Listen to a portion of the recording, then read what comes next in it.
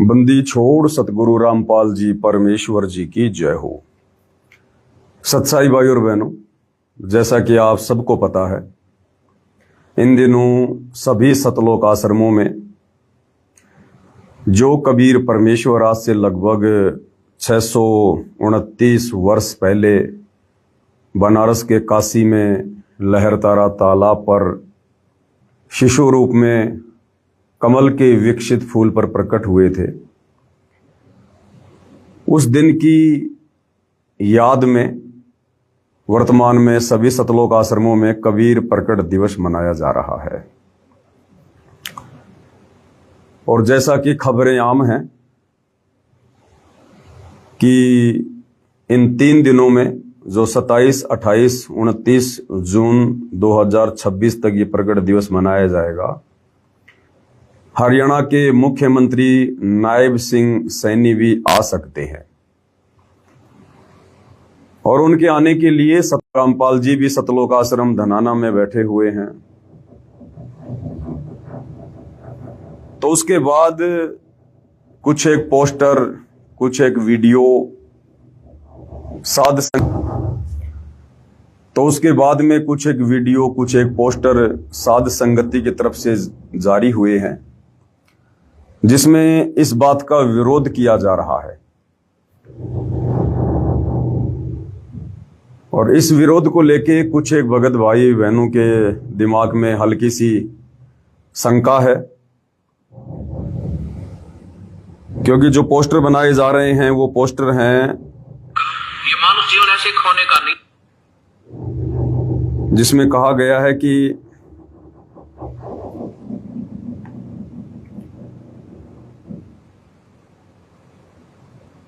एक आधा पोस्टर मैं आपको दिखा देता हूं।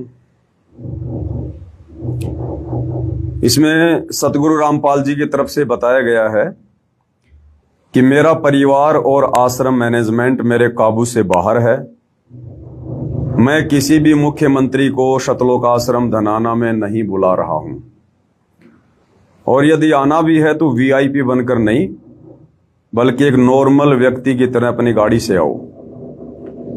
एक मुख्यमंत्री के लिए मेरे सतलोक आश्रम धनाना में हेलीपैड बनाना मेरे आदेश और विचारों के खिलाफ है। सतलोक आश्रम धनाना में मुख्यमंत्री नायब सिंह सैनी के आने के लिए हेलीपैड बनाया जा रहा है। मतलब साफ है कि अब सतलोक आश्रम धनाना भी राजनीतिक अड्डा बन चुका है।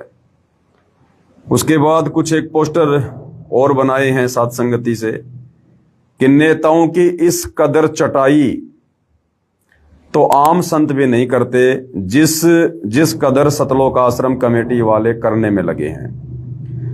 मुख्यमंत्री नायब सिंह सैनी के लिए सतलोक आश्रम धनाना में बनाया जा रहा है हेलीपैड, और नीचे लिखा है इस भक्ति विरुद्ध राजनीतिक कार्य से बाबा रामपाल जी का कोई कुछ लेना देना नहीं है। ये सारा खेल उनका कलयुगी परिवार और आश्रम मैनेजमेंट खेल रहा है। तो इस प्रकार के कुछ एक वीडियो जब वायरल हुए तो कुछ एक भगत भाई बहनों को थोड़ी शंका हो गई, और उन्होंने कहा कि बंदी छोड़ सतगुरु रामपाल जी परमेश्वर जी की जय हो। सत्साई भगत जी, कुछ विचार थे जो आपके साथ साझा कर रहा हूं। मैं आपका विरोधी नहीं हूं और ना ही साध संगति का विरोध करके अपना मनुष्य जीवन बर्बाद नहीं करना चाहता। अगर मेरी कही बातें ठीक ना लगे तो व्यर्थ की शंका लिखकर कम बुद्धि वाला समझकर मुझे माफ कर देना। भगत जी, जब गुरुदेव आश्रम में स्वयं उपस्थित हैं तो आश्रम में चलने वाले हेलीपैड यानी उसके ऊपर जो काम चल रहा है, और मुख्यमंत्री के आश्रम में आने का विरोध करना क्या उचित है? कबीर साहेब भी जब हाथी पर चढ़कर गणिका के साथ बैठकर परीक्षा के समय लीला कर रहे थे तो रविदास ने भी तो विरोध नहीं किया था। तो यह हेलीपैड के ऊपर पोस्टर बना रहे हैं, उसमें लिखा है कि मेरा परिवार और मैनेजमेंट मेरे काबू से बाहर है। ये भगवान की असमर्थता को तो नहीं दर्शाता। नेताओं की इस कदर चटाई तो आम संत भी नहीं करते आदि गुरुदेव भगवान के आश्रम में रहते सहते हेलीपैड और मुख्यमंत्री के आश्रम में आने का विरोध करना क्या सही है? मेरे लिखने या समझने में कोई गलती हुई हो तो फिर से एक बार आपसे और गुरुदेव भगवान से माफी चाहता हूं। देखो, सबसे पहले तो दास ये क्लियर कर देता है, सतलोक आश्रम धनाना में चाहे हरियाणा का मुख्यमंत्री नायब सिंह सैनी आओ, चाहे देश का प्रधानमंत्री नरेंद्र मोदी आओ, मुझ पवन दास को या साथ संगति से जुड़े किन्हीं भी भगत भाई बहनों को कोई आपत्ति नहीं है, कोई ऑब्जेक्शन नहीं है, बशर्ते वो मुख्यमंत्री या प्रधानमंत्री यदि सत्संग सुनने के लिए आ रहा है, यदि नाम दीक्षा लेने के मकसद से आ रहा है, तो हमें कोई आपत्ति नहीं है किसी भी प्रकार की। लेकिन हरियाणा का वर्तमान मुख्यमंत्री नायब सिंह सैनी, पहली बात तो वो कोई अपनी मर्जी से नहीं आ रहा है, ना वो संत रामपाल जी के दर्शन करने की इच्छा से आ रहा है, ना उन्हें सतगुरु रामपाल जी के दर्शनों की कोई आवश्यकता है। वो अपने पूर्व जन्मों की भक्ति मलाई मुख्यमंत्री की पोस्ट पर बैठकर खा रहा है। यहां सबसे बड़ी बात यह है कि मुख्यमंत्री नायब सिंह सैनी को जबरदस्ती सतलोक आश्रम धनाना में बुलाया जा रहा है, और ना जाने सतलोक आश्रम कमेटी ने क्या क्या जैक लगाए होंगे, किन बड़े बड़े लोगों से प्रार्थना भिजवाई होगी, और कितने दिनों से ये लोग प्रयास कर रहे होंगे कि एक बार हमारे सतलोक आश्रम धनाना में हरियाणा का मुख्यमंत्री आ जाए। उसके बाद मुख्यमंत्री नायब सिंह सैनी ने इस बात के लिए हां भरी होगी कि ठीक है भाई, मैं 10, 15, 20 मिनट या आधा घंटा तुम लोगों को सतलोक आश्रम धनाना में दे दूंगा।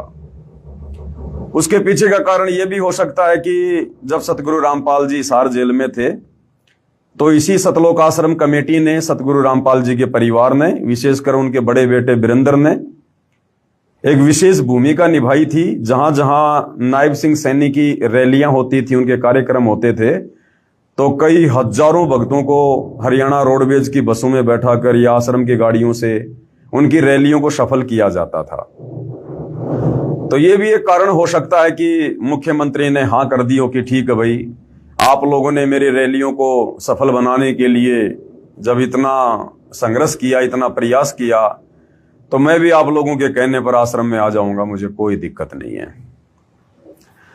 अब यदि मुख्यमंत्री नायब सिंह सैनी सतलोक आश्रम धनाना में कबीर प्रकट दिवस के उपलक्ष्य में आ रहा है, तो हमें विरोध इस बात को लेकर है कि फिर उसके लिए सतलोक आश्रम धनाना में हेलीपैड क्यों बनाया जा रहा है। इतनी चापलूसी तो नहीं होनी चाहिए ना। अगर मुख्यमंत्री ने आना है तो भैया रोड मार्ग से आओ, अपनी कार लेके आओ, और यदि हेलीकॉप्टर से आना है तो अपने बलबूते पर सतलोक आश्रम धनाना से बाहर कहीं हेलीपैड बनवाओ। सतलोक आश्रम धनाना के अंदर हेलीपैड बनाना, ये सतलोक आश्रम कमेटी की चापलूसी को दर्शाता है। और इस प्रकार से फिर कल को अखबार में न्यूज आएंगी और पूरे हरियाणा में सतगुरु रामपाल जी की थू थू होगी, थू थू, कि दुनिया तो कहती है, इनके भगत तो कहते हैं कि हमारे गुरु जी सतगुरु रामपाल जी परमात्मा हैं, भगवान हैं, सारी सृष्टि के मालिक हैं, और यहां एक मुख्यमंत्री की उनके द्वारा इतनी चापलूसी की जा रही है, एक मुख्यमंत्री को इतना महत्व दिया जा रहा है, उनको आश्रम में बुलाने के लिए भक्तों के दान धर्म के पैसों से कई लाखों रुपया बर्बाद करके हेलीपैड बनवाया जा रहा है। तो क्या इस बात को लेकर सतगुरु रामपाल जी की थू थू नहीं होगी? क्या पहले से इन सतलोक आश्रम कमेटी वालों ने अपने भक्ति विरुद्ध कुकर्मों के चलते सतगुरु रामपाल जी की हरियाणा में थोड़ी बदनामी करवा रखी है क्या? और दुनिया कहेगी देखो, पहले ये राम रहीम बीजेपी सरकार का पिट्ठू, आसाराम बीजेपी सरकार का पिट्ठू, अन्य साधु संत महात्मा भी घुटने टेक देते हैं इन राजनेताओं के आगे, और वही काम सतगुरु रामपाल जी ने शुरू कर दिया। क्योंकि हरियाणा की आम जनता को इस बात का तो नहीं पता कि सतगुरु रामपाल जी तो इन नेताओं की शकल पर थूकना भी पसंद नहीं करते, थूकना भी। सतगुरु रामपाल जी का तो इन नेताओं से और इस गंदी राजनीति से दूर दूर तक कभी कोई संबंध नहीं रहा है। ये सारी की सारी चापलूसी उनका बेटा कर रहा है, सतगुरु रामपाल जी का कलयुगी परिवार कर रहा है, ये सतलोक आश्रम कमेटी वाले कर रहे हैं आने वाले दिनों में अपने राजनीतिक स्वार्थों की सिद्धि के लिए। बाबा रामपाल जी का इस मामले में किसी प्रकार का कोई रोल नहीं है। अब हरियाणा की आम जनता तो इस बात को नहीं जानती भाई, लेकिन कल को जब मुख्यमंत्री आ जाएगा, उसका हेलीकॉप्टर सतलोक आश्रम धनाना में उतरेगा, उसके बाद दुनिया ये बात जरूर करेगी कि ये लो जी, कहते थे कि बाबा रामपाल भगवान है, ये भी राजनीति में घुस गया। तो भाई और बहनों, इस प्रकार की बातों को लेके और हमने ज्ञान आधार से ये पोस्टर बनाकर सोशल मीडिया पर वायरल किए हैं कि सतगुरु रामपाल जी के आध्यात्मिक ज्ञान और उनके विचारों की दृष्टि से और मुख्यमंत्री के लिए सतलोक आश्रम धनाना में हेलीपैड बनाना उचित नहीं है। यह बिल्कुल भी उचित नहीं है। अगर आना है तो अपने तरीके से आओ, अपने हिसाब से आओ, परंतु आश्रम में हेलीपैड बनवाना, डायरेक्ट आश्रम में उतरना। अभी आश्रम वाले तो कहेंगे कि मुख्यमंत्री जी सतगुरु रामपाल जी के दर्शन करने के लिए आ रहे हैं। अरे भैया, इस प्रकार से सतलोक आश्रम धनाना में हेलीपैड बनवाकर और डायरेक्ट अपने हेलीकॉप्टर को सतलोक आश्रम धनाना में उतारना, इस बात से ये साफ जाहिर होता है कि सतगुरु रामपाल जी के दर्शन करने के लिए हरियाणा का मुख्यमंत्री नहीं आ रहा, बल्कि हरियाणा का मुख्यमंत्री सतगुरु रामपाल जी को दर्शन देने के लिए आ रहा है। हरियाणा का मुख्यमंत्री सतगुरु रामपाल जी को दर्शन देने के लिए आ रहा है। जिसने दर्शन करने होते हैं ना संतों के, वो इस प्रकार से अहंकार में नहीं आता, अभिमान में नहीं आता। शायद ये सतलोक आश्रम धनाना से जुड़े भगत भाई बहन सतगुरु रामपाल जी के सत्संगों को भूल चुके हैं। द्वापर युग की वो कथा याद करो, जब पांडवों की यज्ञ सफल नहीं हो रही थी, उस समय पांचों पांडव उस समय हस्तिनापुर के राजा थे, पूरे भारत के राजा थे, और मथुरा का राजा श्री कृष्ण। तो पांचों पांडव वो भी राजा और श्री कृष्ण भी राजा। और द्वापर युग में कबीर परमात्मा जो करुणा में ऋषि के नाम से आए हुए थे, और उनका एक शिष्य था शुपथ सुदर्शन। परमात्मा अपने भगत का रूप बनाकर झोपड़ी में बैठ गया, और जब पांडवों को इस बात का पता चला कि हमारी यज्ञ धरती पर और कोई सफल नहीं कर सकता जब तक वो शुपथ सुदर्शन आकर भोजन नहीं करेगा। अब शुपथ के भोजन खाने से तो यज्ञ सफल नहीं होनी थी, क्योंकि वो तो भगत था परमात्मा का। तो परमात्मा खुद उस भगत के रूप में आकर झोपड़ी में बैठ गया और श्री कृष्ण जी को दिव्य दृष्टि दे दी। अब श्री कृष्ण जी खुद गए पांचों पांडवों को साथ में लेकर रथ जोड़कर संत के पास में, और गुरुदेव भगवान ने बताया कि 12 किलोमीटर पहले, यानी 1 योजन पहले वो रथ रोक दिया गया। और जहां वो कबीर भगवान, वो पूर्ण संत शुपथ रूप में झोपड़ी में बैठा था, उससे 12 किलोमीटर पहले अपना रथ रोक दिया गया पांडवों के द्वारा, श्री कृष्ण जी के द्वारा। और वहां से नंगे पैर अपनी चप्पल भी उसी में रख दी रथ में। और वो मथुरा का राजा श्री कृष्ण, 3 लोक का भगवान, ये तुम्हारा नायब सिंह सैनी ये कोई 3 लोक का भगवान तो नहीं होगा, पूरे देश का राजा तो नहीं होगा। वो पूरे देश का राजा युधिष्ठिर और उसके 4 अन्य भाई, और मथुरा का राजा वो त्रिलोकी नाथ भगवान विष्णु का अवतार श्री कृष्ण, संत के दर्शन के लिए और 12 किलोमीटर से पैदल गए, पैदल, और संत को प्रसन्न किया। उसके बाद उनको सहसम्मान अपना यज्ञ सफल करवाने के लिए लेकर आए। तो कथा भूल गए क्या सतलोक आश्रम वालों? तुम्हारे नायब सिंह सैनी जी जो डायरेक्ट सतलोक आश्रम धनाना में उतरेंगे, अरे उनका तो संत मिलन की तरफ 1 कदम भी बढ़ा हुआ नहीं माना जाएगा, 1 कदम भी। श्री कृष्ण और पांचों पांडवों ने 12 किलोमीटर पहले रथ इसलिए रोका था कि संत मिलन को चालिए तज माया अभिमान, और जो जो कदम आगे धरे तो त्यों यज्ञ समान। कि हम यदि 1 कदम भी उस परमात्मा की तरफ रखेंगे वो एक यज्ञ के समान होगा। और तुम्हारा मुख्यमंत्री नायब सिंह सैनी वो तो डायरेक्ट उस झोपड़ी में अपना हेलीकॉप्टर उतार रहा है, डायरेक्ट सतलोक आश्रम धनाना में अपना हेलीकॉप्टर उतार रहा है। उसका तो एक कदम भी नहीं माना जाएगा, फिर क्यों बुला रहे हो? जब संत के दर्शन करने का उसे कोई लाभ ही नहीं मिलने वाला, वो अपने मुख्यमंत्री वाले टोरे में आ रहा है, अपनी मुख्यमंत्री वाली धुन में आ रहा है, एक मुख्यमंत्री की हैसियत से आ रहा है। अगर वो संत के दर्शन करने के लिए आता तो हेलीकॉप्टर से आने की जरूरत नहीं है, सतलोक आश्रम धनाना में हेलीपैड बनवाने की जरूरत नहीं है।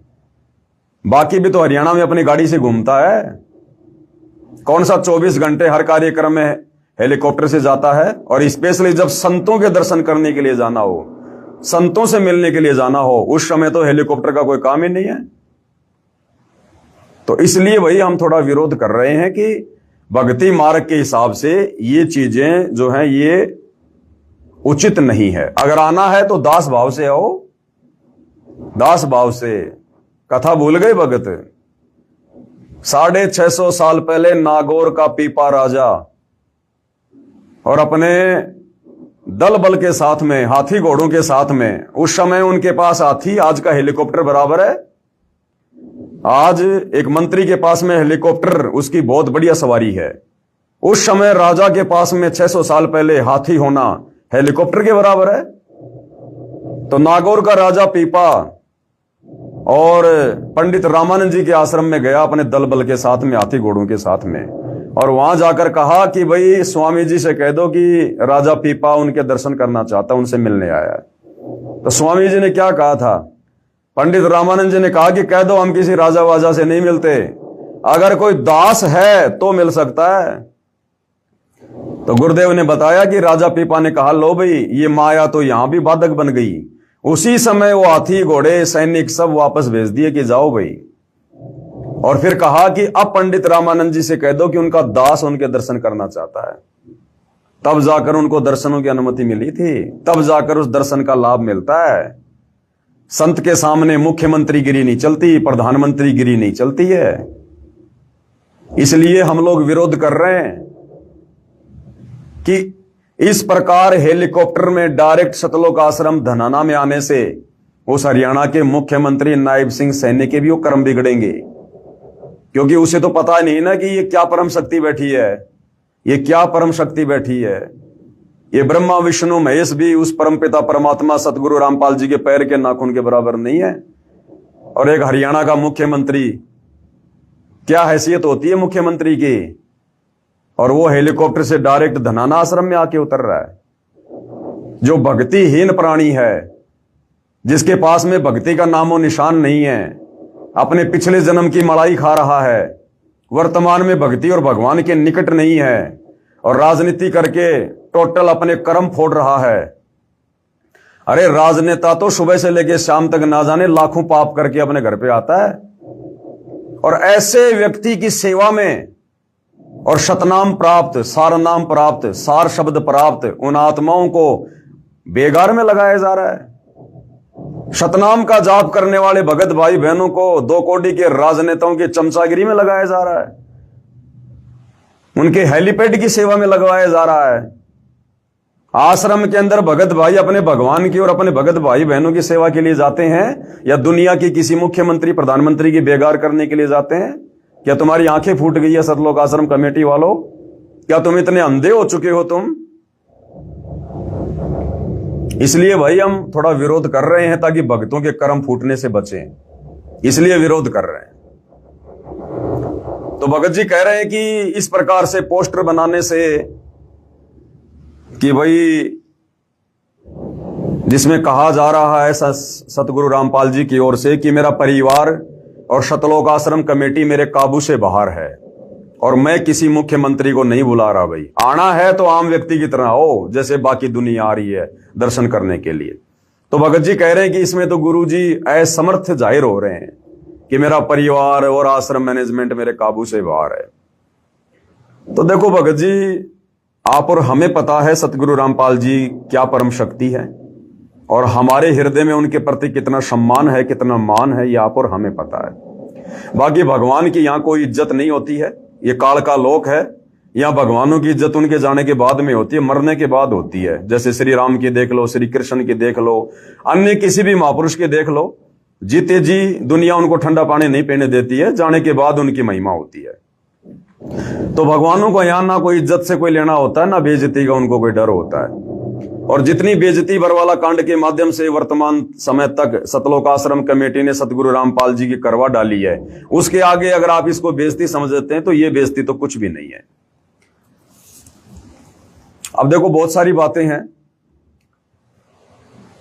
अब परमात्मा जी का काल के साथ में एग्रीमेंट है कि परमात्मा जी आप नीचे जाना, अपना ज्ञान समझाना, आप जबरदस्ती किसी के साथ मत करना। जो आपके ज्ञान को माने ठीक है वो आपका, जो आपके ज्ञान को ना माने वो मेरा, उसको छोड़ देना मेरे लिए, मेरे भोजन के लिए। तो भाई परमात्मा जी का यानी सतगुरु रामपाल जी का काल बलि के साथ में एग्रीमेंट है, और उस एग्रीमेंट के तहत परमात्मा असमर्थ होने की भूमिका भी निभाता है। अन्यथा आदरणीय गरीबदास जी ने यह वाणी बोलने की जरूरत नहीं थी कि अनंत कोटि ब्रह्मांड रचे। वो वाणी है ना परमेश्वर की कि अनंत कोटि बाजी जहां मैंने रचे सकल ब्रह्मांड, और गरीब दास मैं क्या करूं यो काल करे जीव खंड। तो इस वाणी के आधार से तो कबीर परमात्मा अपनी असमर्थता जता रहे हैं, अपनी असमर्थता कि भाई मेरा काल के साथ एग्रीमेंट है, और ये काल जब मेरी आत्माओं की मर्यादा तोड़वा देता है तो मैं भी असमर्थ हो जाता हूं, असमर्थ। अन्यथा मैंने सारी सृष्टि रची है, सबको उत्पन्न करने वाला मैं ही हूं। तो भगत जी इस बात को लेकर चिंतित मत हो कि परमात्मा जी यहां पर असमर्थ जाहिर हो रहे हैं। इस काल के लोक में परमात्मा असमर्थ ही रह के अपना काम करते हैं, उनको यहां पर समर्थता नहीं दिखानी होती है। अगर वो भगवान अपनी समर्थता दिखाने पे आ गए ना तो 1 सेकंड लगती है इन प्रधानमंत्रियों को, मुख्यमंत्रियों को।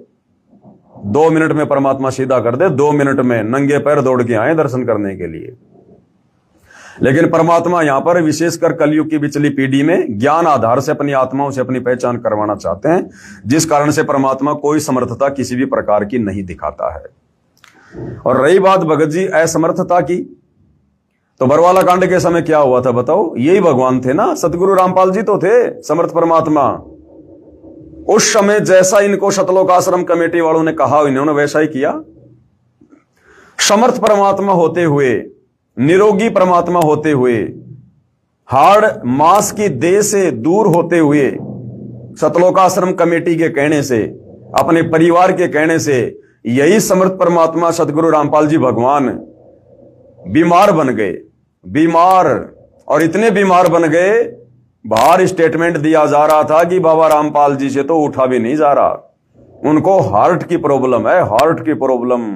डॉक्टरों ने कंप्लीट बेड रेस्ट का उनको कहा हुआ है। तो वहां परमात्मा क्यों असमर्थ हो गए थे भाई? क्यों असमर्थ हो गए?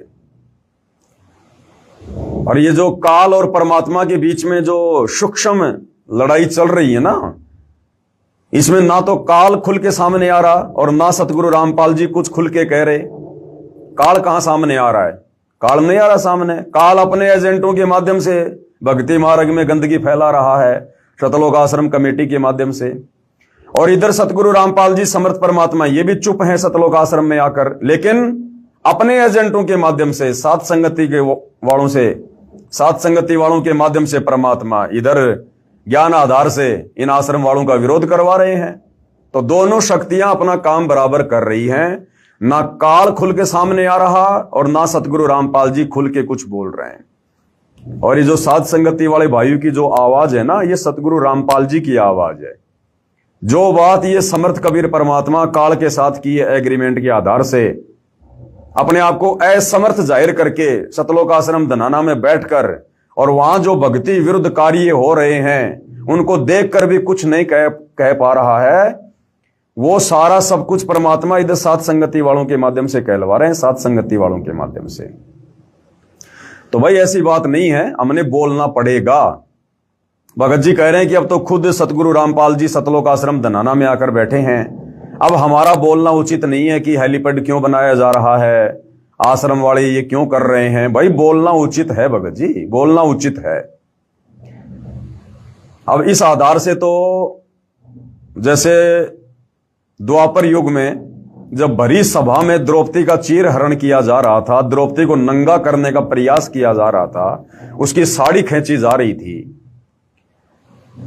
अब उस समय वहां पर उसके पांचों पति पांडव भी बैठे हुए थे और देश का राजा धृतराष्ट्र भी बैठा हुआ था और भी बड़े बड़े योद्धा बैठे हुए थे, भीष्म पितामह जैसे, द्रोणाचार्य जैसे। और उस समय वो विदुर भी ये सोच लेता कि मैंने बोलने की क्या आवश्यकता है, जब यहां पर द्रौपदी के पांचों पति बैठे हुए हैं, एक से एक बलवान, देश का राजा धृतराष्ट्र बैठा हुआ है, भीष्म पितामह बैठा हुआ है सभा में, तो मैं विदुर तो बहुत छोटी सी चीज हूं, मैं तो एक मंत्री हूं, फिर मैंने विरोध करने की क्या जरूरत है? जब द्रौपदी के पांचों पति विरोध नहीं कर रहे, देश का राजा विरोध नहीं कर रहा, तो मैं विरोध क्यों करूं भाई? तो ये सोचकर विदुर भी चुपचाप हो जाता भाई। अगर चुपचाप हो जाता उस समय उसका बक्कल उतरता, बक्कल। तो इसी प्रकार भगत जी, अगर सतगुरु रामपाल जी भगवान अगर सतलोक आश्रम धनाना में बैठे हैं और यदि फिर उस आश्रम में कुछ उनके ज्ञान विरुद्ध कार्य होंगे और यदि सतगुरु रामपाल जी नहीं बोल रहे हैं, तो फिर आपने सृष्टि रचना से समझना होगा कि जिस प्रकार द्रौपदी को नंगा किया जा रहा था लेकिन उसके पांचों पति पांडव चुप थे, कुछ नहीं बोल रहे थे, जबकि वो तो दुर्योधन की खाल उतार देते, लेकिन वो समर्थ होते हुए भी कुछ नहीं बोल रहे थे। क्यों? क्योंकि वो अपने वचन में बंधे हुए थे। इसी प्रकार ये सतगुरु रामपाल जी भगवान, ये कबीर परमेश्वर काल के साथ अपने वचन में बंधा हुआ है। कौन बंधा हुआ है? परमात्मा। हम भगत नहीं बंधे हुए। वो पांचों पांडव वचन में बंधे हुए थे, विदुर वचन में बंधा हुआ नहीं था। वो भीष्म पितामह, द्रोणाचार्य और कर्ण, वो उस दुर्योधन का मलिन अनाज खाके अपनी बुद्धि भ्रष्ट कर चुके थे। हम सात संगति वाले इन आश्रमों में जाकर और ये मलिन अन्न खाकर, ये भोजन खाकर उसको भंडारा नहीं कह सकते, क्योंकि वहां परमात्मा को भोग नहीं लगता है। इन आश्रमों में कागज के टुकड़े को, एक कबीर जी की समझे जाने वाली मुर्दा फोटो को, दाढ़ी मूछ वाली फोटो को भगवान मानकर भोग लगता है। इसलिए हम उसको भंडारा नहीं कह सकते, वो भोजन है, केवल भोजन, और उसको खाने से पाप नाश नहीं हो सकते, भगत को सद्बुद्धि नहीं आ सकती। तो हम सात संगति वाले भैया भीष्म पितामह की तरह, उस कर्ण की तरह, द्रोणाचार्य की तरह इन आश्रमों में जाकर ये मलिन अन्न नहीं खाते। हम अपने घर पर भगवान को भोग लगाकर खाते हैं, जिससे हमें सद्बुद्धि प्राप्त है। तो वो भीष्म पितामह, द्रोणाचार्य तो इसलिए नहीं बोले, उन्होंने दुर्योधन का मलिन अन्न खा रखा था, हमने नहीं खा रखा भाई। धृतराष्ट्र इसलिए नहीं बोला क्योंकि वो पुत्र मोह में अंधा था। हमें गुरुदेव ने तत्व ज्ञान दे दिया, हमारी सारी अंधता दूर कर दी, इसलिए बोलना पड़ रहा है भाई। तो भाई समर्थ परमात्मा भी अपने वचन में बंधा हुआ है, इसलिए अपने ही परिवार के कुकृत्यों को देखकर सतलोक आश्रम धनाना में बैठकर कुछ नहीं बोल रहा। और बाकी आप लोगों को दिखाई नहीं दे रहा क्या भगत जी? अरे जिस कदर ये परमपिता परमात्मा सतगुरु रामपाल जी भगवान 11 साल से हिसार जेल से बाहर आने के बाद किस प्रकार से मायूस होके बैठा हुआ है। आपने खुशी देखी अपने परमात्मा के चेहरे पर ही समागम में? कैसे दुखी हो रहे हैं परमात्मा, क्योंकि अभी भी उनको मानुष माना जा रहा है, उनको मां के गर्भ से जन्म लेकर आया हुआ 2 कोटि का जीव माना जा रहा है। वो परमात्मा खुश नहीं है उस सतलोक आश्रम में बैठकर। क्यों बुलाएंगे सतगुरु रामपाल जी हरियाणा के मुख्यमंत्री को? क्यों बुलाएंगे? ये कोई बाबा श्याम जी का भंडारा है क्या, जो किसी को भी जबरदस्ती पकड़ के मीठा पानी पिला दिया, भंडारा करा दिया? ये कोई मेहंदीपुर के बालाजी का भंडारा है क्या, जो जबरदस्ती लोगों को बुला बुला के भंडारा करवा दो? क्या आज से पहले सतगुरु रामपाल जी भगवान ने सन 1994 से 2014 तक कितनी बार भंडारे हुए सतलोक आश्रमों में? क्या किसी गांव के सरपंच को भी बुलाया क्या कि आओ सरपंच जी हमारे भंडारे में आओ? बुलाया किसी को? ये वर्तमान में क्यों जा के लोगों को निमंत्रण पत्र दिए जा रहे हैं? मुख्यमंत्री को बुलाया जा रहा है, एमएलए को, एमपी को, सरपंचों को।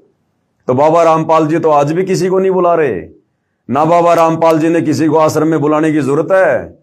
बाबा रामपाल जी ने तो साफ साफ कह रहा कि मेरे आश्रमों की तरफ वो व्यक्ति अपना मुंह करे जिसको भक्ति करनी हो। और पहले हमारा ज्ञान समझो। हमारा ज्ञान समझने के बाद में फिर आश्रम की तरफ मुंह करो। यहां भीड़ इकट्ठा करने की जरूरत नहीं है। बाबा रामपाल जी ने किसी मुख्यमंत्री को बुलाकर हरियाणा में कोई अपनी पीठ नहीं थपथपानी है। ये समर्थ परमात्मा है, इन्हें किसी मुख्यमंत्री की आवश्यकता नहीं है। अगर यही चापलूसी करनी होती जो वर्तमान में उनका परिवार कर रहा है, मुख्यमंत्री की, मंत्रियों की, तो बाबा रामपाल जी 11 साल जेल में नहीं होते। इन मुख्यमंत्रियों की चापलूसी करने के चलते आज इनके बहुत सारे आश्रम होते, इनको जेल नहीं काटनी पड़ती, देशद्रोह का मुकदमा नहीं झेलना पड़ता इनको। अगर ऐसे ही इन मुख्यमंत्रियों की अगर चापलूसी अगर उनको करनी होती तो कहने का मतलब है भाई और बहनों, हमें मुख्यमंत्री के आने से कोई आपत्ति नहीं है, लेकिन मुख्यमंत्री को जिस प्रकार जबरदस्ती लाया जा रहा है हरियाणा में अपने नंबर बनाने के लिए कि देखो जी बाबा रामपाल जी के आश्रम में हरियाणा के मुख्यमंत्री भी आने लगे हैं ताकि हमारा बोलबाला हो जाए, तो ये बोलबाला चाहिए बाबा रामपाल के परिवार को। ये झूठी बड़ाई, झूठी महिमा चाहिए बाबा रामपाल के परिवार को। बाबा रामपाल जी को किसी मंत्री, मुख्यमंत्री की आवश्यकता नहीं है।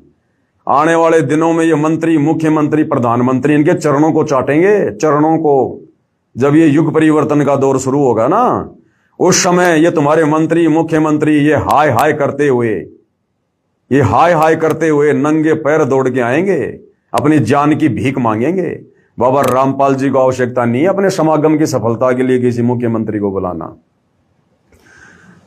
और क्या होगा जब मुख्यमंत्री आएगा? भक्तों के कर्म फूटेंगे, कर्म। सारी सृष्टि का मालिक, सर्व ब्रह्मांडों का रचयिता और सतगुरु रामपाल जी भगवान तो सतलोक आश्रम में बैठे हैं। जाके अर्ध रोम पर सकल पसारा, ऐसा पूर्ण ब्रह्म हमारा।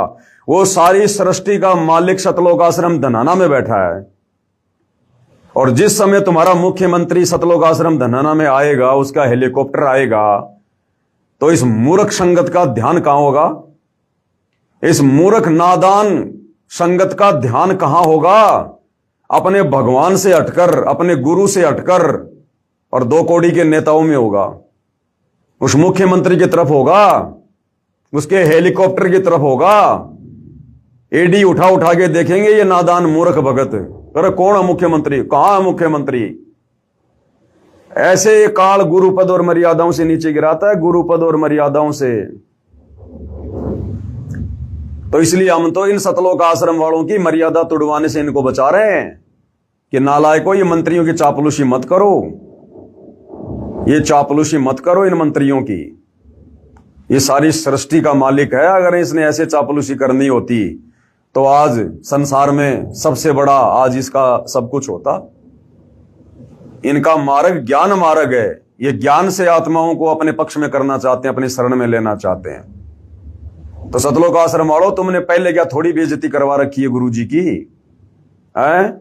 चंडीगढ़ हाईकोर्ट से तुमने गुरुजी से सार्वजनिक माफी मंगवा रखी है कि जी मैं आगे से किसी भी प्रकार की कोर्ट की मानहानि नहीं करूंगा। बरवाला कांड के समय सारे कुकर्म किए तुम लोगों ने, पुलिस वालों के साथ में लड़ाई झगड़ा किया तुम आश्रम वालों ने, और मर्डर का मुकदमा लग गया सतगुरु रामपाल जी पर, देशद्रोह का मुकदमा लग गया सतगुरु रामपाल जी पर। पूरी दुनिया में तुमने थू करवा दी। ये कम बेइज्जती है क्या जो तुम और अब बेइज्जती करवाना चाहते हो अपने बाप की? करवा लो जितनी करवानी उतनी, तभी तो ये पंथ नष्ट होगा। ये इतनी ज्यादा गंदगी इस 12वें पंथ सतलोक आश्रम में क्यों फैल रही है? आए दिन क्यों फैल रही है? क्योंकि 12वें पंथ को परमात्मा ने नष्ट करना है। और नष्ट कब होगा? जब ढंग से इनके कर्म फूट जाएंगे। तो बिल्कुल सही हो रहा है, कोई दिक्कत नहीं है। हमने तो देखो ज्ञान आधार से बोलना ही पड़ेगा बीच बीच में। बाकी जो हो रहा है बहुत अच्छा हो रहा है, बहुत अच्छा हो रहा है। पाप का घड़ा भरेगा तभी तो फूटेगा। वो तीसरा झटका जो परमात्मा ने कह दिया कि सहन नहीं कर पाओगे, तो ये भक्ति विरुद्ध कर्म जो कर रहे हो ना तुम सतलोक आश्रमों में बैठकर, जो संगत के तुम कर्म फुड़वा रहे हो, तो तीसरा झटका तुम लोग झेल नहीं पाओगे। ये ध्यान रखना।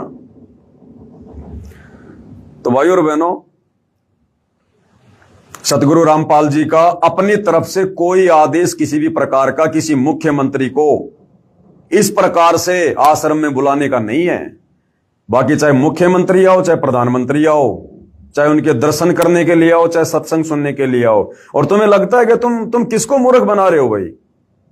एक राज्य का एक तत्कालीन मुख्यमंत्री क्या वो सतगुरु रामपाल जी के सत्संग सुनने के लिए आएगा क्या? वो सत्संग सुनने के लिए आएगा क्या सतलोक आश्रम धनाना में? और कहां कर रहे हैं सत्संग सतगुरु रामपाल जी? सतगुरु रामपाल जी ने तो सत्संग करने बंद ही कर दिए। अरे तुम भक्तों को नहीं सुना रहे सत्संग, मुख्यमंत्री को कहां से वो प्रवचन सुनाएंगे? 10 अप्रैल 2026 को जेल से बाहर आए थे, 2.5 महीने होने वाले हैं, ज्यादा हो गए। क्या आज तक सतगुरु रामपाल जी ने सत्संग किया क्या? एक भी सत्संग नहीं किया, एक भी सत्संग। केवल संदेश दिए 2 या 3 बार, 10-10 मिनट के, 5-5 मिनट के। तो मुख्यमंत्री आ क्यों रहा है जब सतगुरु रामपाल जी ने सत्संग करना ही बंद कर दिया? और देख लो, कल 27 तारीख को समागम था, कोई सत्संग नहीं किया गुरुदेव ने। आज 28 तारीख को भी समागम है, कोई सत्संग नहीं किया गुरुदेव ने। कल 29 तारीख का भी समागम है, कोई सत्संग नहीं करेंगे गुरुदेव, क्योंकि सत्संगों का तुम्हारे ऊपर कोई असर हुआ ही नहीं। जो सत्संग उन्होंने 1994 से जो कर करके छोड़ दिए, उन सत्संगों को सुनकर ही तुम्हारे ऊपर कोई असर नहीं हुआ, लाखों की भीड़ के ऊपर। तो आगे सत्संग करके क्या करेंगे सतगुरु रामपाल जी? और जब भाई गुरुजी सत्संग आश्रम में कर ही नहीं रहे, तो फिर मुख्यमंत्री क्यों आ रहा भैया? क्यों आ रहा फिर मुख्यमंत्री? ना वो सत्संग सुनने आ रहा, ना वो नाम दीक्षा लेने आ रहा, ना उसने भक्ति करनी, ना वो भगत बन सकता। फिर क्यों बुलाया जा रहा है? केवल अपनी महिमा करवाने के लिए, सतगुरु रामपाल जी की बदनामी करवाने के लिए, उनको और ज्यादा दुखी करने के लिए। अरे जब सारी सृष्टि का मालिक आश्रम में बैठा हुआ है और तुम एक मुख्यमंत्री की चाहत में पागल हो रहे हो, तुम कहां उनको परमात्मा मान रहे हो? तुम तो as a guest, as a chief guest के रूप में बुला रहे हो उनको, एज ए चीफ गेस्ट के रूप में।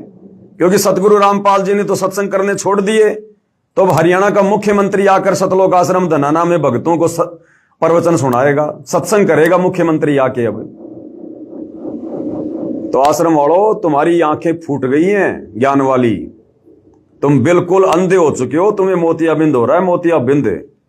तुमने अपने अनमोल मनुष्य जीवन को पूरी तरह से बर्बाद कर लिया, बर्बाद। अपने गुरु को नाराज करके। तुम्हारा गुरु बहुत नाराज है, 1% भी तुमसे प्रसन्न नहीं है, 1% भी। और जो कल के समागम में परमात्मा ने 2.5 मिनट तक जो बातें बोली है ना, ओनली 2.5 मिनट। पहले परमात्मा हर समागम में 3 दिन सुबह शाम, यानी दिन में 2 बार 3-3 घंटे सत्संग किया करते थे। आज से पहले जितने भी समागम हुए हैं सन 1994 से 2014 तक, वो समागम परमात्मा सत्संग के लिए रखवाया करते थे और कोई मकसद नहीं होता था। और हर समागम में परमात्मा 6 बार सत्संग करते थे, सुबह शाम, 3 दिन में 6 बार, 3-3 घंटे। और अब देख लो, हिसार जेल से बाहर आने के बाद तुम्हारा वो विश्व शांति वाला समागम हो गया 3 दिन का, कोई सत्संग नहीं किया गुरुदेव ने। और 3 दिन का तुम्हारा ये कबीर डाडी मूछ वाले का ये प्रगट दिवस, कोई सत्संग नहीं कर रहे गुरुदेव। तो जब सत्संग ही नहीं कर रहे तो मूर्खों फिर क्यों बुला रहे हो मुख्यमंत्री को? वो मुख्यमंत्री बाबा रामपाल के दर्शन करने नहीं आ रहा, बल्कि वो अपने दर्शन देने आ रहा है बाबा रामपाल को और इस मूर्ख अंधी संगत को। और जबरदस्ती बुलाया जा रहा है उसको, जबरदस्ती। तो क्यों तो उसके कर्म फोड़ रहे हो तुम? क्यों अपने कर्म बिगाड़ रहे हो अपने गुरु को मानुष मान के? इसलिए भाई दास ने थोड़ा सा बोलना जरूरी हो जाता है, अन्यथा हमें कोई लेना देना नहीं है। ये तो अपने कर्म बिगाड़ चुके हैं, आश्रम वाले पूरी तरह से बिगाड़ चुके हैं। और कल के समागम की शुरुआत में परमात्मा ने जो 2 लाइनें बोली है ना, जो 2 लाइनें बोली हैं, उनके बहुत गहरे अर्थ हैं, उनके बहुत गहरे अर्थ हैं। कल के सत्संग में परमात्मा ने कहा कि बच्चों, वो परमात्मा खुद यहां पर चलकर आता है। इस काल के लोक में परमात्मा खुद चल के आता है, अन्यथा ये काल यहां से बाहर निकलने का रास्ता ना दे किसी को भी। देखो क्या कुछ कहा परमात्मा ने, थोड़ा सुनाते हैं आपको। साहिब परमेश्वर कबीर जी की प्यारी संगत को, विश्व की सारी संगत को दास का आशीर्वाद है। परमात्मा आपको मोक्ष दे, सुखी रखे, काल कष्ट से बचावे। आज वो शुभ दिन है जिस उपलक्ष्य में ये मान समागम होने जा रहा है। वो शुभ दिन है ज्येष्ठ मास की पूर्णवासी, जो सन 2026 में 29 जून को है।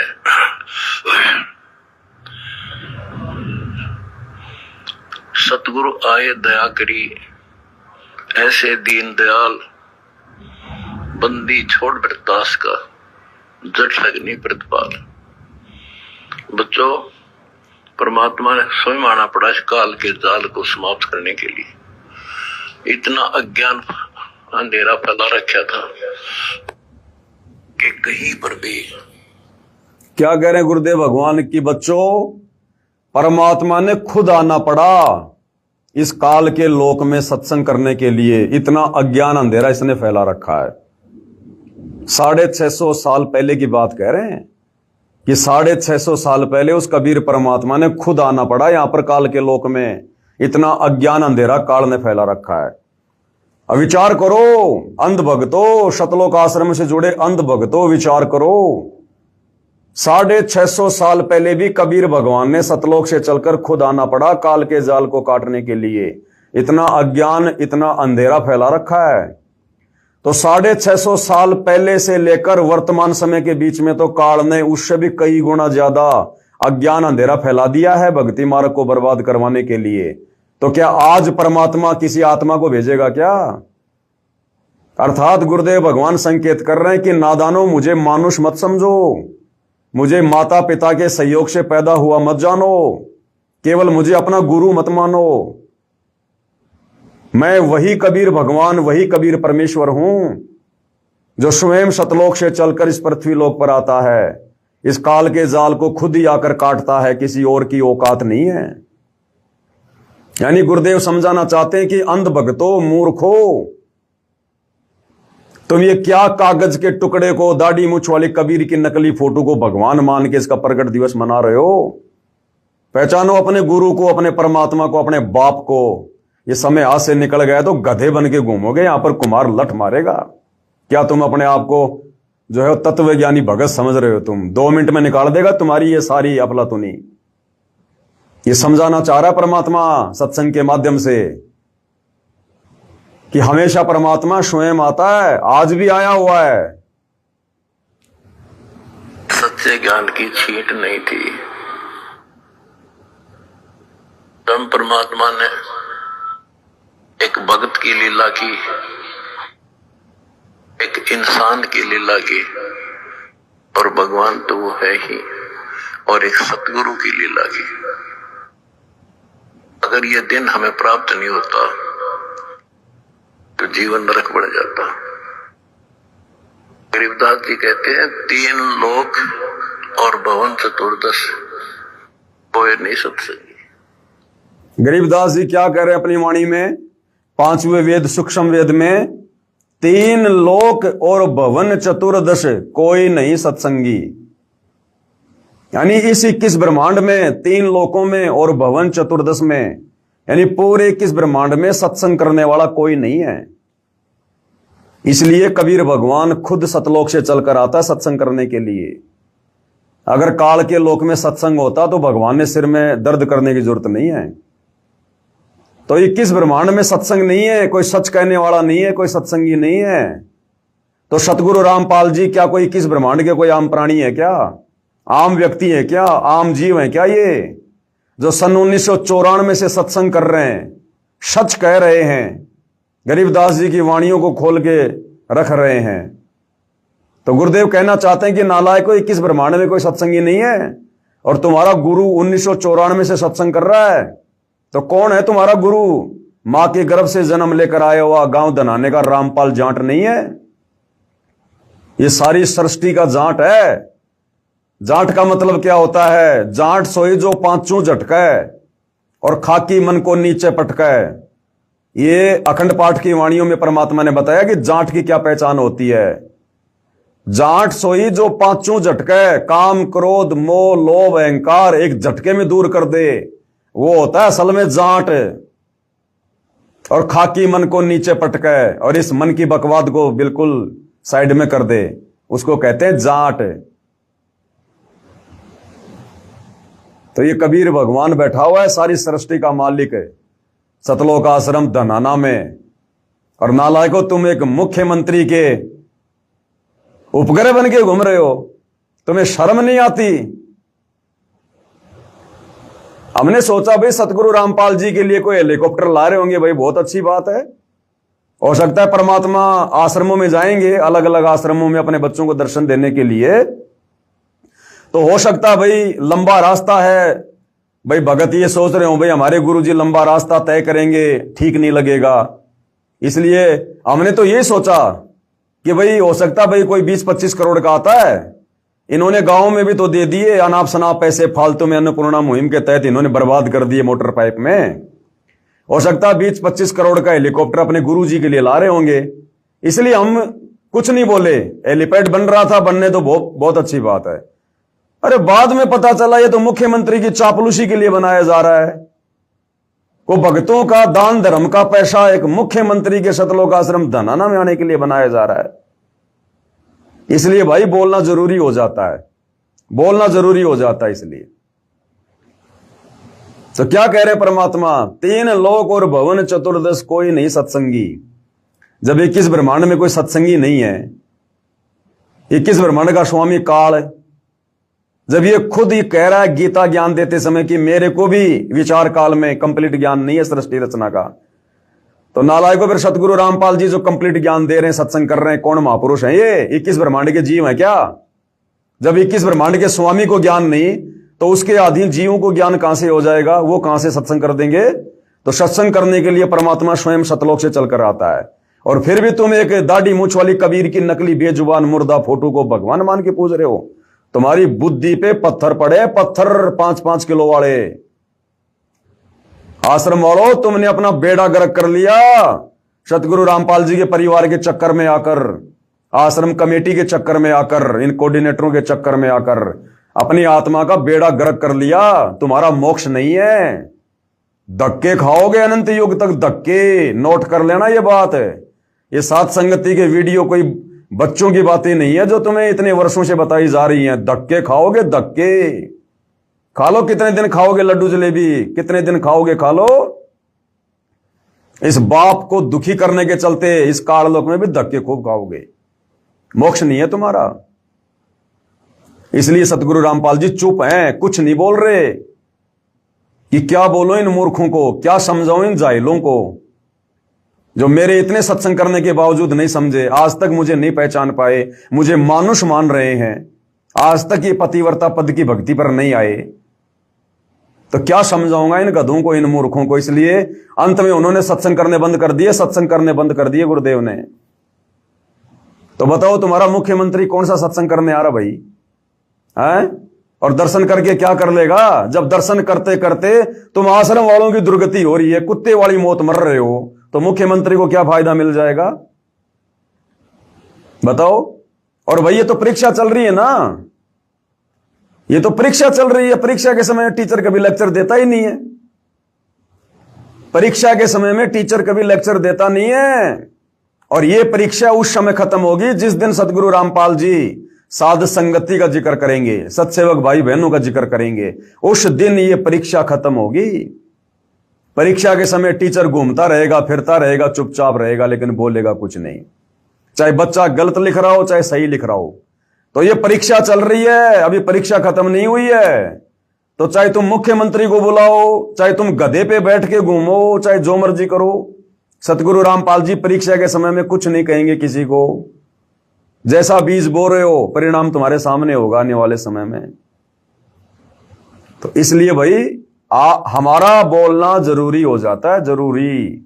हम बोलना तो नहीं चाहते इन मूर्खों के ऊपर, लेकिन क्या करें, परमात्मा कुछ ऐसी प्रेरणा कर देते हैं जो बात परमात्मा नहीं कह पा रहे इस समय, वो हमारे जैसे कुत्तों से कहलवा रहे हैं, और डंके की चोट पर कहलवा रहे हैं, डंके की चोट पर। और जब तक उनका आशीर्वाद होगा तब तक भाई कहते रहेंगे। और आगे क्या कहा फिर परमात्मा ने सत्संग में, आगे परमेश्वर ने क्या कहा ये भी सुन लो। आश्रम वालों, तुम्हारी तो बुद्धि और सोच से बाहर हैं परमात्मा के प्रवचन, परमात्मा के संकेत। क्या कह रहे हैं, ध्यान से सुनो। तो प्यार से सेवा करियो, भगवान को साक्षी मानकर सेवा करियो। अमर लोग जाओगे, गारंटी देता हूं, सतलोक जाओगे सारे, मर्यादा में रहना। क्या कह रहे हैं, ये तुम्हारे लिए नहीं कह रहे सतलोक आश्रम वालों। तुम सोच रहे हो गुरुजी हमारे लिए कह रहे हैं, तुम इस लायक नहीं हो। बच्चों, प्यार से सेवा करियो, प्यार से रहियो, और भगवान को साक्षी मानकर सेवा करियो। ये साध संगत वालों को कह रहे हैं सतगुरु रामपाल जी भगवान। साध संगति से जुड़ी आत्माओं को परमात्मा आशीर्वाद दे रहे हैं। तुम आश्रम वालों के लिए नहीं कह रहे। तुम्हें क्या कहेंगे, तुम सुनते नहीं उनकी, तुम उनके अनुसार चल कहां रहे हो, तुम उनकी एक भी मर्यादाओं में नहीं हो। सारी मर्यादाओं की तुम लोगों ने धज्जियां उड़ा रखी हैं। तुम तो बेहोश हो, बेहोश। काल ने तुम्हें बेहोश कर रखा है। तो ये साध संगति से जुड़ी आत्माओं के लिए, जो मोक्ष के अधिकारी हैं, जो आत्माएं सतलोक जाएंगी, उनको परमात्मा उस सतलोक आश्रम धनाना में बैठकर, उस कुएं में बैठकर संदेशा दे रहे हैं। तो अरे तुम्हें क्या संदेशा देंगे, तुम तो कुएं में पड़े हो, कुएं में। उस सतलोक आश्रम धनाना को परमात्मा ने कुआं कहा, कुआं। तुम तो कुएं में पड़े हो, तुम्हारा उद्धार कैसे होगा। तो बच्चों, प्यार से रहियो, मिलकर सेवा करियो, और परमात्मा को साक्षी मानकर सेवा करियो। अर्थात गुरुदेव कह रहे हैं कि बच्चों, साथ संगत वालों, मुझे अपने से दूर मत समझना। अपने घर पर मुझे साक्षी मानकर कि मेरे गुरुदेव भगवान शब्द रूप में प्रकट है मेरे घर पर, और इस प्रकार से भगवान की सेवा करियो।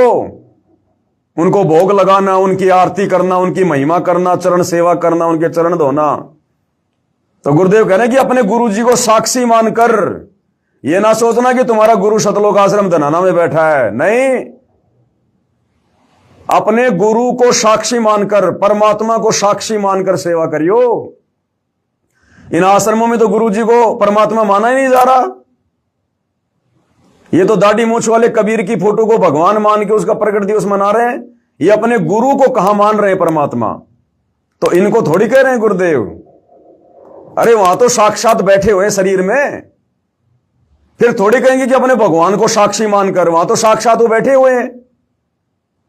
तो अपने सत्सेवक बच्चों के लिए कह रहे हैं परमात्मा कि बच्चों, प्यार प्रेम से रहियो, इन आश्रम वालों की तरह मत लड़ियो, मत झगड़ियो, और भगवान को साक्षी मानकर, यानी अपने गुरु जी को शब्द रूप में पल पल अपने साथ मानकर, अपने पास में मानकर, अपने घर में और अपने घट में मानकर, घटी में गंगा, घटी में जमुना, घटी में जगदीश सतगुरु तारेंगे।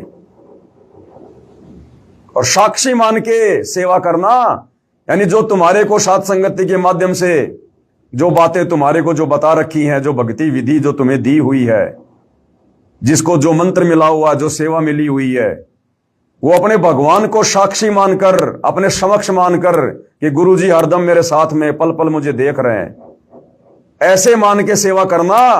अब की बार तुम्हें पार कर दूंगा, रहोगे नहीं, गारंटी देता हूं। किसको कह रहे हैं? साथ संगति वालों को। ये आश्रम वाले ये जगत की बेगार कर रहे, किसी की धर्मशाला बना रहे, किसी की प्याऊशाला बना रहे, किसी की गौशाला बना रहे। इनको क्या कहेंगे परमात्मा? ये तो जगत की सेवा कर रहे हैं, जगत की बेकार कर रहे हैं। ये भक्ति के निकट भी नहीं है। ये तो मुख्यमंत्रियों की सेवा में व्यस्त हैं। ये तो गांव वाले सरपंच, प्रधानमंत्री, इनकी सेवा में व्यस्त हैं। ये तो है? अरे इतनी इज्जत, इतनी सेवा भक्तों की करो जो आश्रम में दान धर्म कर रहे हैं।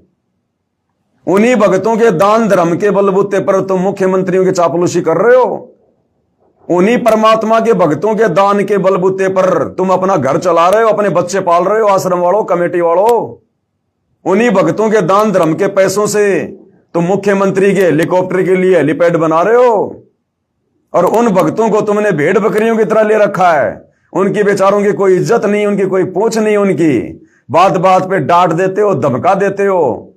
और ये भक्तिहीन प्राणी, 2 कोड़ी के जीव जो भक्ति के निकट नहीं, इनको तुम मेन गेट से अपने रिश्तेदारों की तरह इनको साजबाज के साथ में लेके आते हो। वो परमात्मा तुमसे प्रसन्न होगा।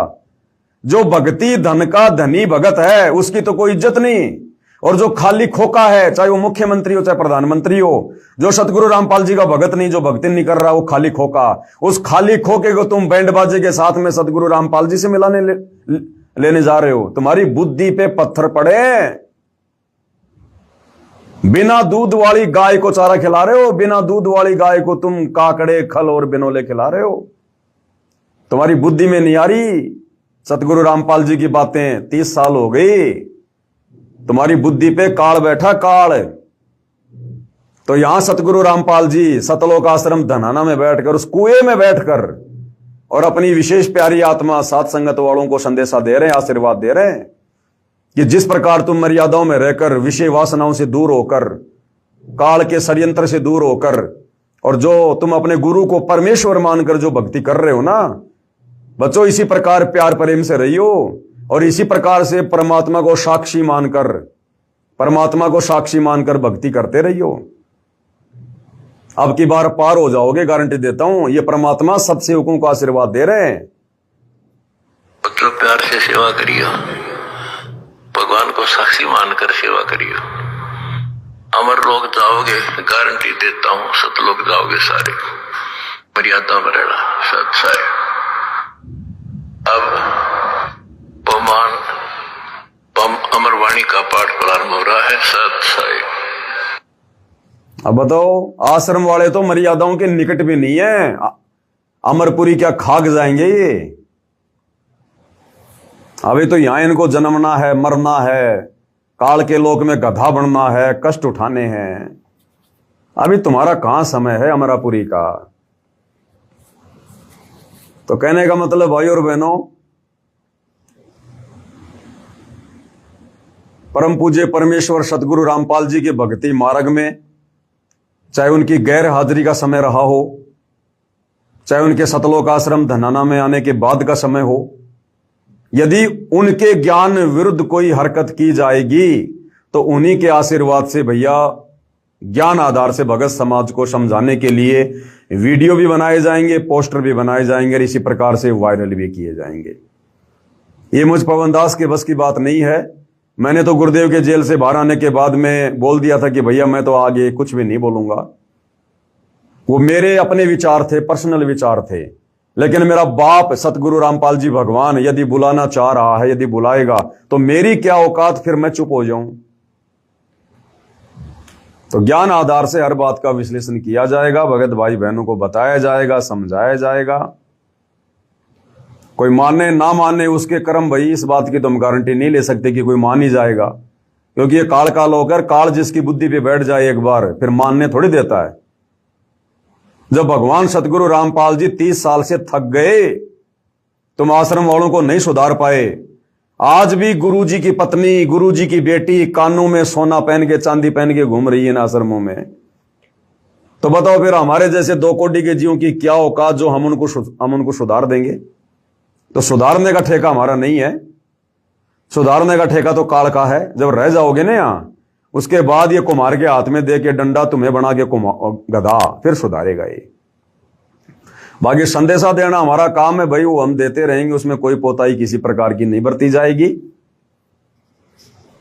बाकी भाई आगे अपने अपने कर्म, अपने अपनी भक्ति, जो जैसा करेगा समय आने पे पाएगा भाई, इसमें कौन क्या कर सकता है। और कल दास एक वीडियो देख रहा था सतलोक आश्रम धनाना का सोशल मीडिया पर। मेन गेट पर भगत भाई बहनों की चेकिंग की जा रही है, माता बहनों की चेकिंग की जा रही है, मशीन लगा लगा के। एक मशीन सी है वो, काली काली क्या बोलते हैं उसको, मेंटल डिटेक्टर क्या बोलते हैं, उस मशीन से ऐसे आगे पीछे लगा लगा के भक्तों को चेक किया जा रहा है, कहीं कोई बम ना लिया हुआ है, कोई बंदूक ना लिया हुआ है। और अगर ये हरियाणा का मुख्यमंत्री तुम्हारे आश्रम में आता है, पहली बात तो मुझे लगता नहीं कि वो आएगा। ये हेलीपैड बनवा के भक्तों के पैसे बर्बाद करवाने थे, मुझे नहीं लगता कि वो आएगा। और मान लो फिर भी वो आ गया तो जरा उसकी चेकिंग करके दिखा दो, मान जाऊंगा तुम असल बाप की औलाद हो।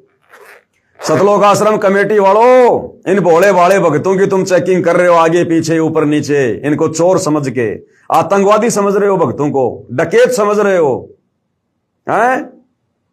नशेड़ी समझ रहे हो, जुआरी समझ रहे हो। उस मुख्यमंत्री की जो भक्ति के निकट भी नहीं है, जरा उसकी चेकिंग करके दिखा देना मुझे, मान जाऊंगा तुम असल बाप की औलाद हो तुम।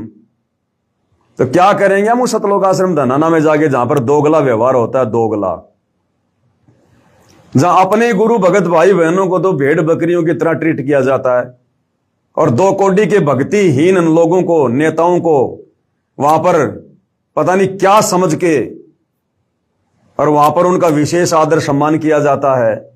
क्या करेंगे हम वहां पर, जहां पर दोगला व्यवहार, दोगला आचरण होता है, जहां पर। अभी भी सुधर जाओ, संभल जाओ, वो तीसरा झटका सहन नहीं कर पाओगे तुम। सतगुरु रामपाल जी को तीसरे झटके की चिंता है कि ये बेमौत मरेंगे, नालायक, बेमौत। तो तीसरा झटका तुम सहन नहीं कर पाओगे आश्रम वालों।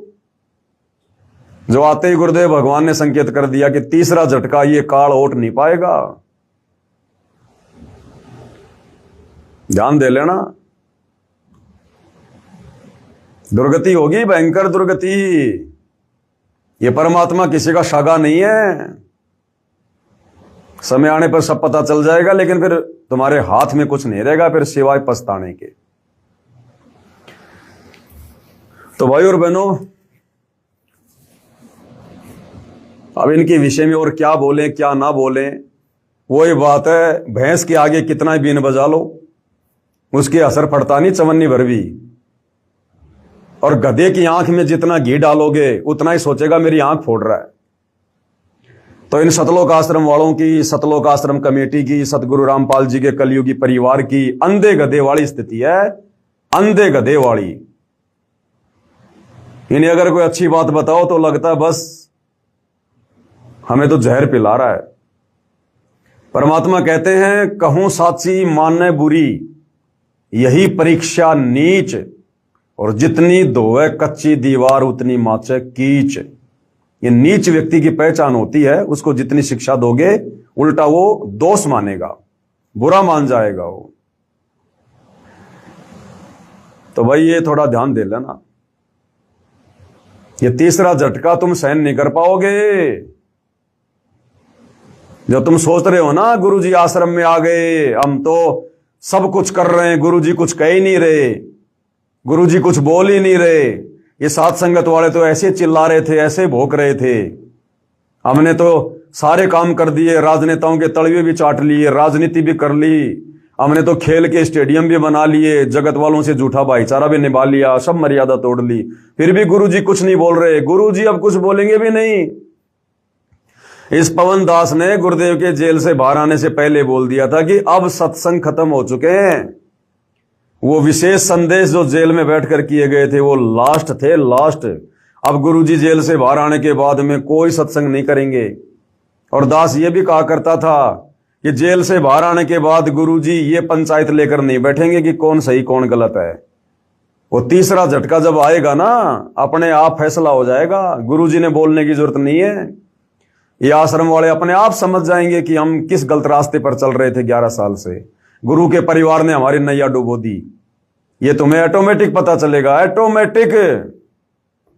लेकिन उस समय तुम्हारे हाथ में रहेगा कुछ नहीं सिवाय बर्बादी के। और तुम लोग बर्बादी पे बैठे हो, बर्बादी पे, सारे के सारे बर्बाद हो चुके हो। सतगुरु रामपाल जी का परिवार, उनके रिश्तेदार, कोऑर्डिनेटर, आश्रम मैनेजमेंट, और ये जितने भी सतलोक आश्रम है देश विदेश में, और जितने भी लोग जो सतगुरु रामपाल जी के भगत होने के बावजूद साध संगति से नहीं जुड़े हैं, वो सारे के सारे अपना जीवन बर्बाद कर चुके हैं। मोक्ष से इस कलयुग की पिछली पीढ़ी में वंचित हो चुके हैं। ये तुम्हारे परमपिता परमात्मा सतगुरु रामपाल जी के चेहरे की उदासी बता रही है, ये उनकी निराशा बता रही है, निराशा। और जब रिजल्ट आएगा ना, तो रिजल्ट आने के बाद में वो टीचर को बताने की जरूरत नहीं पड़ती है। जब रिजल्ट आता है, अखबार में आता है, बच्चे अपने आप देख लेते हैं कौन फेल हुआ कौन पास हुआ, वो टीचर नहीं बताता। तो इसी प्रकार 11 साल से तुमने जो कुकर्म किए और वर्तमान में जो कुकर्म तुम कर रहे हो ना, ये रिजल्ट तीसरे झटके में तुम्हारी आंखों के सामने होगा। सतगुरु रामपाल जी ने बताने की जरूरत नहीं है कौन फेल होगा कौन पास होगा, साथ संगत वाले गलत थे या आश्रम वाले सही थे। ये तीसरे झटके में ऑटोमेटिक पता चलेगा, ऑटोमेटिक अपने आप पता चल जाएगा। रोगे खून के आंसू, रोगे खून के आंसू। अभी तक सतगुरु रामपाल जी साथ संगति का जिक्र क्यों नहीं कर रहे? क्यों मुझ पवन दास का जिक्र क्यों नहीं कर रहे? जबकि हिसार जेल में 11 साल में कोई सैकड़ों बार जिक्र किया, पुस्तकें लिख दी, ऑडियो वीडियो, और अब 3 महीने को होने आ रहे हैं जेल से बाहर आने, 3 महीने होने को आए, आज तक गुरुदेव ने जिक्र नहीं किया। क्यों नहीं करेंगे? जिस दिन जिक्र करेंगे उस दिन सतलोक आश्रम वालों तुम खून के आंसू रोगे, खून के आंसू, कि हम साथ संगति को क्या समझ रहे थे और साथ संगत वाले क्या निकले। फिर तुम्हारे हाथ में कुछ नहीं आएगा, मोक्ष नहीं करवा पाओगे। बाकी ये जो तुम दान धर्म कर रहे हो ना, ये जो जगत की सेवा कर रहे हो, अन्नपूर्णा मुहिम में दुनिया की बेगार कर रहे हो, इस दान धर्म के बदले परमात्मा अगली बार मनुष्य जन्म देके तुम्हें सेठ बना देगा, लेकिन मोक्ष नहीं है। और वर्तमान में तुम इन सतलोक आश्रम में जाकर जो भी दान धर्म कर रहे हो ना, ये भूल जाना कि हम अपने गुरु जी को कर रहे हैं। तुम्हारे गुरु ने तो तुम्हारे से दान धर्म लेना बंद कर लिया। अरे टीचर जिन बच्चों को फेल कर देता है, जिनका स्कूल से नाम काट देता है, फिर फीस के नाम पे पैसे नहीं लेता उनसे। वर्तमान में तुम्हारा जो भी दान धर्म जा रहा है, ज्योति का, पाठ का, इन सतलोक आश्रमों में, ये अन्नपूर्णा मुहिम के तहत जा रहा है। और अन्नपूर्णा मुहिम ये सतगुरु रामपाल जी से उस परीक्षा के समय में हिसार जेल से जबरदस्ती स्वीकृति ली गई है, उनका आदेश नहीं है ये। तो वर्तमान में तुम्हारा जो 10वां अंश है, ये तुम्हारे सतगुरु को नहीं जा रहा। भले उनके हाथ में जाके दे देना दर्शन के समय, वो पैसा जाना जनता की बेगार में है, दुनिया की बेगार में है, अन्नपूर्णा मुहिम में है। अरे दान पेटियों पे नाम लिख दिए गए, अन्नपूर्णा मुहिम, अन्नपूर्णा मुहिम।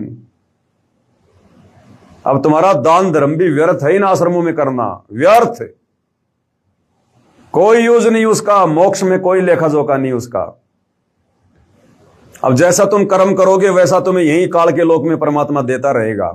2, 4, 5 मनुष्य जन्म तुम्हें मिल जाएंगे, बढ़िया बढ़िया अपना जितना भी दान धर्म किया अपना खा लोगे, और फिर तुम्हारी दुर्गति का खेल शुरू होगा, तुम्हारी दुर्गति का। ये परमात्मा कोई बालक है क्या जो 11 साल से हिसार जेल में बैठ के आया है?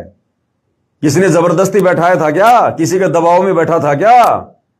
ये तुम्हें नींबू की तरह निचोड़ने के लिए कि जो ज्ञान मैंने 25 साल से दिया है, उस ज्ञान के ऊपर ये कितने खरे उतरते हैं। इस ज्ञान को इन्होंने कुछ आत्मसात किया है, या फिर इन कोऑर्डिनेटरों की, मेरे परिवार की देखा देखी भेड़ चाल में चलते रहेंगे। ये संगत को नींबू की तरह निचोड़ने के लिए परमात्मा जेल में बैठा था, निचोड़ के आ गया।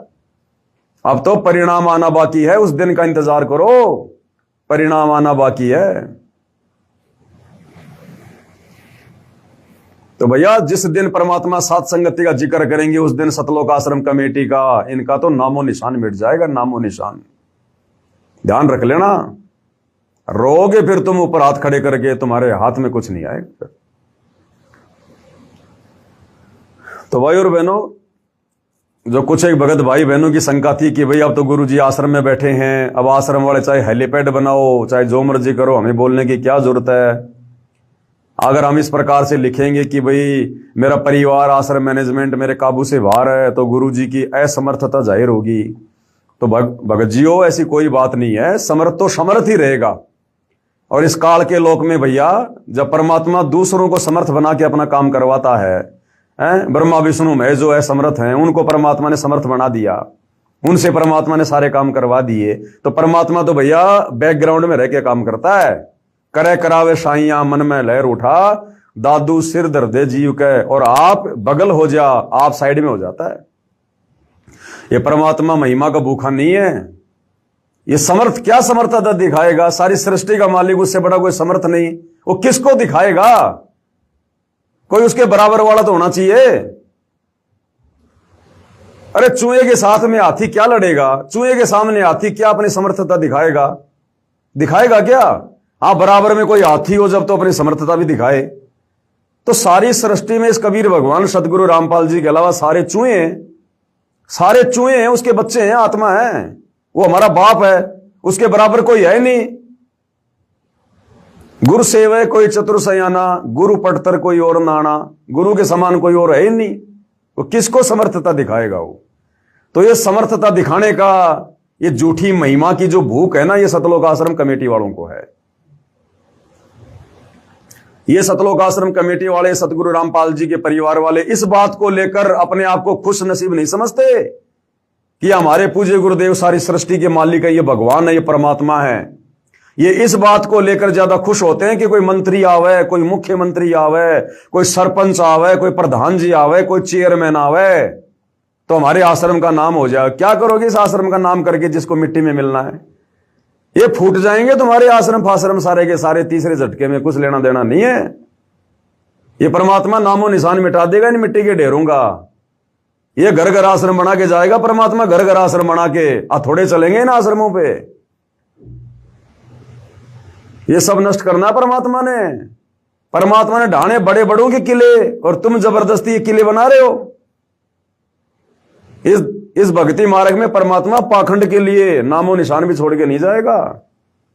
कहां तुम आश्रम पे आश्रम बढ़ा रहे हो, आश्रम पे आश्रम बढ़ा रहे हो। अरे बढ़ानी चाहिए थी भक्ति, बढ़ानी चाहिए थी भक्ति, तुमने बढ़ा दी आश्रम। क्या करेगा ये सारी सृष्टि का मालिक तुम्हारे आश्रम देख के प्रसन्न होगा क्या? और कई मूर्ख चिल्लाते रहते हैं सतगुरु रामपाल जी भगवान है। क्यों? क्योंकि उन्होंने 12 आश्रम बना दिए देश विदेश में। अरे मात्र 12 आश्रम बनाने से कोई भगवान सिद्ध हो जाएगा? वे तो भगवान थे, है और रहेंगे। लेकिन तुम्हारी बुद्धि का स्तर देखो, केवल इसी बात को लेकर चिल्ला रहे हो कि उन्होंने 12 आश्रम बना दिए, भगवान है। अरे चलो, सतगुरु रामपाल जी ने तो 12 आश्रम बनाए और तुमने भगवान बना दिया। अरे मूर्खो, अनिल अंबानी के पास में तो 5000 पेट्रोल पंप हैं। उन 5000 पेट्रोल पंप पे कितने लोग काम करते होंगे, कितनी जमीन होगी? तो अनिल अंबानी फिर कौन सा भगवान होगा? फिर वो तो सबसे बड़ा भगवान होगा। फिर एक मुख्यमंत्री ना जाने कितने स्टेडियम बनवा देता है, तुम्हारे आश्रम से भी बड़े बड़े फुटबॉल के मैदान बनवा देता है। तो क्या वो भगवान हो गया? परमात्मा हो गया वो? केवल आश्रम बनाने से कोई भगवान नहीं होता। और अगर 12 आश्रम बनाने से तुम्हारी नजरों में सतगुरु रामपाल जी भगवान हैं, तो आसाराम के पास में तो कोई 150 आश्रम है। राम रहीम के पास तो देश विदेश में कोई 400 आश्रम है। तो सबसे बड़े भगवान तो फिर ये राम रहीम हुए, आसाराम हुआ। तो कहने का मतलब है, साध संगति के अभाव में सतलोक आश्रम से जुड़े भक्तों का जो ज्ञान है ना, वो -0 है, -0। सारे के सारे भेड़ चाल में चल रहे हैं, भेड़ चाल में। चाहे कोई पढ़ा लिखा है, चाहे कोई अनपढ़ है, चाहे कोई नौकरी वाला है, चाहे कोई बेरोजगार है, सारे के सारे एक ही थाली के चट्टे बट्टे, सबको मोतियाबिंद हो रहा है। किसी की बुद्धि काल ऑन नहीं होने दे रहा। थोड़ा सा समय है, इस परमात्मा को पहचान लो, अगर पहचाना जा सके तो। ये तुम्हारी अफलातुनी 2 मिनट में निकल जाएगी। ये गुब्बारे की तरह फुश हो जाओगे, फुश।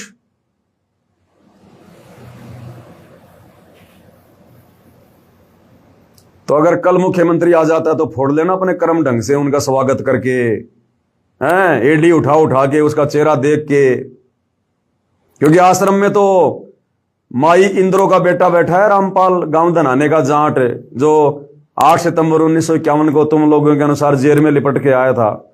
हैं, वो तो जीव है, तुम्हारे जैसा ही है। असली भगवान तो कल आएगा हेलीकॉप्टर में सतलोक आश्रम धनाना में। वो है तुम्हारा भगवान, जिसके लिए तुम इतने दिनों से बेगार कर रहे हो। अरे भेड़ चाल में चलने वालों, तुम्हें जैसा बता दिया जाता तुम वैसा ही करने लग जाते हो। जो आश्रम कमेटी ने कह दिया तुम वैसा ही करने लग जाते हो। अरे वाह रे वाह। इसलिए तो परमात्मा रोता इस काल के रोक में आके कि मैं रोवत हूं सृष्टि को, सृष्टि रोवे मोए, गरीब दास इस वियोग को समझ न सकता कोई। इतना समझाया गुरुदेव भगवान ने, हर प्रकार से प्रमाण दे दिए, अपनी समर्थता दिखा दी। और फिर भी ये आंखों के अंधे गधे साक्षात सारी सृष्टि के मालिक को नहीं पहचान पा रहे अपने गुरु के रूप में। और एक दाढ़ी मूछ वाली कबीर की नकली फोटो को, कागज के टुकड़े को 10 पैसा जिसकी औकात नहीं, उसको परमात्मा मान के पूज रहे हो, उसका तुम प्रगट दिवस मना रहे हो। ए मूर्खो, इसलिए तुम्हारा बाप दुखी है आश्रम में बैठकर, मायूस है, निराश है कि कहां फंस गया निकम्मों के बीच में आके। मैं इतना ज्ञान 26 साल से अगर मैं किसी गधे को देता, वो भी सतलोक जाने के लिए तैयार हो जाता, और इन मूर्खों के कुछ भी पल्ले नहीं पड़ा। तो ये परमात्मा थोड़ा बहुत जो खुश है ना, ये अपने सत्सेवक बच्चों को देखकर है, उनके ज्ञान आधार को, उनके भक्ति भाव को देखकर है। थोड़ा बहुत परमात्मा जो खुश भी हो रहा है ना कभी कभी, ये तुम लोगों की ये शकल देख के प्रसन्न नहीं हो रहा। वो परमात्मा अपने पोता पोती बेटा बेटी को देख के प्रसन्न नहीं हो रहा, जो इस काललोक में चक्कर काट रहे हैं। तुम आश्रम वाली संगत को देख के परमात्मा प्रसन्न नहीं हो रहा। उनके सत्सेवक बच्चों के घरों में जो उनको परमेश्वर मानकर सुबह शाम पूजा जा रहा, सेवा की जा रही है, ज्ञान आधार से दृढ़ रहकर भक्ति कर रहे हैं, ये उनकी दृढ़ता को देखकर, उनके विश्वास को देखकर जी रहा परमात्मा। अन्यथा तुम्हारी तरफ से तो कब का सतलोक जा चुका है, कब का। तुम आश्रम वालों की तरफ से तो परमात्मा कब का सतलोक जा चुका है। तुम्हें तो तुम्हारा संस्कार मिल रहा है और कुछ नहीं। तो मूर्खों, धक्के खाते रह जाओगे, यहीं पे कोई लेना देना नहीं है। 4 दिन का खेल है ये। ना ये तुम्हारे कोऑर्डिनेटर काम आएंगे, ना ये मुख्यमंत्री काम आएगा, ना गुरु का बेटा बेटी काम आएंगे। धक्के खाओगे या धक्के, गधे बन के कुमार मारेगा लठ। सच्ची बात कड़वी होती है, और भैया कड़वी बात कहनी पड़ेगी जब तक गुरु जी का आशीर्वाद है। बाकी तुम्हारी मौज, तुम्हारी मर्जी भाई, करते रहो जो मर्जी। और देखो, इस पवन दास के लिए कह रहे हो, पवन दास की दुकान फेल हो जाएगी, ये हो जाएगा, कल को गुरुजी आ जाएंगे। आ गए गुरुजी, 3 महीने हो गए, पवन दास की दुकान तो ऐसे चल रही है। पवन दास की सेहत पे तो कोई फर्क नहीं पड़ रहा, किसी भी प्रकार का कोई फर्क नहीं पड़ रहा। बढ़िया दुकान चल रही है, बढ़िया जी रहे हैं, बढ़िया भक्ति कर रहे हैं, पहले से कहीं ज्यादा भाई बहन साथ संगति से जुड़ रहे हैं, और किसी के ऊपर कोई फर्क नहीं पड़ रहा। ना साथ संगति से जुड़ा कोई भगत भाई आश्रम में जा रहा है, कोई दिक्कत नहीं है। सबको अपने गुरुदेव भगवान पर विश्वास है। समय आने पर परमात्मा जी के दर्शन भी करेंगे साक्षात, परमात्मा जी से उपदेश भी लेंगे, आगे के मंत्र भी लेंगे। समय आने पे सारे काम होंगे। तो भैया यहां तो किसी का कुछ नहीं बिगड़ा, साथ संगत वालों का। और जब तक गुरु को परमात्मा मानकर भक्ति कर रहे हैं, कुछ बिगड़ेगा भी नहीं। ये भी तुम नोट कर लो। तुम लोग ही भोग भोग के रह जाओगे।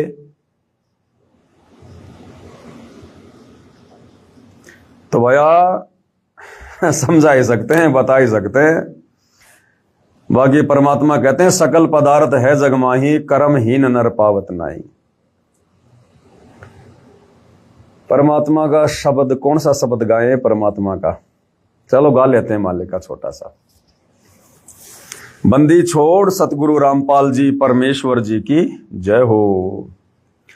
मानत ना मन मोरा साधु, मानत ना मन मोरा रे, मानत ना मन मोरा साधु, मानत ना मन मोरा रे। बार बार सतगुरु समझावे, जग में जीवन थोड़ा रे। बार बार सतगुरु समझावे, जब जग में जीवन थोड़ा रे। मानत ना मन मोरा साधु, मानत ना मन मोरा रे। बार बार सतगुरु समझावे, जग में जीवन थोड़ा रे। बार बार सतगुरु समझावे, जग में जीवन थोड़ा रे। भाई इस काया का गर्भ न करियो, के काला के गोरा रे। इस काया का गर्भ न करियो, के काला के गोरा रे। बिना भजन कुछ काम न आवे, चाहे इत्र छिड़को चारों ओर रे। बिना भजन कुछ काम न आवे, चाहे इत्र छिड़को चारों ओर रे। मानत ना मन मोरा साधो, मानत ना मन मोरा रे। बार बार सतगुरु समझावे, जग में जीवन थोड़ा रे। भाई और बहनों, बैटरी डिस हो गई है, बीच में अगर डिस्कनेक्ट हो जाए तो कोई बात नहीं, संदेशा जो देना था वो परमात्मा ने दिलवा दिया। भाई इस माया का गर्भ न करियो, के हाथी के घोड़ा रे। इस माया का गर्भ न करियो, के हाथी के घोड़ा रे। जोड़ जोड़ धन भोत बटोर्या, लाखों और करोड़ा रे। जोड़ जोड़ धन बहुत बटोर्या, लाखों और करोड़ा रे। मानत ना मन मोरा साधु, मानत ना मन मोरा रे। बार बार सतगुरु समझावे, जग में जीवन थोड़ा रे।